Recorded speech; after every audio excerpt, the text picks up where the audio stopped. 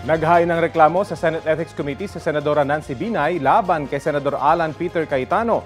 Para kay Binay, nilabag ni Cayetano ang Sections 93 at 94 ng Senate Rules na ipinagbabawal ang unparliamentary acts and language. Lumabag din anya si Cayetano sa Code of Professional Responsibility and Accountability, Magna Carta for Women, Abuse of Rights, Slander at Conduct Unbecoming of a Public Officer.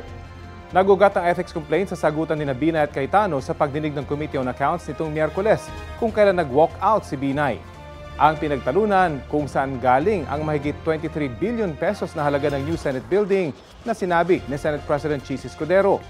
Ayon kay Binay, nasa 21.7 billion pesos ang inilaan sa pagpapatayo ng gusali. Ayon naman kay Cayetano, abot na sa 23 billion pesos ang gastos kapag isinama ang mahigit 1.6 billion pesos na ipinambili ng lupa. Kaugnay sa inihaying ethics complaint, sinabi ni Cayetano na pwede rin niyang sampahan ng ethics complaint si Binay. Bukas, itutuloy ang pagdinig ng Committee on Accounts. This is not just about me as a senator. This is also about me as a mother na alam ko, naiyak ako.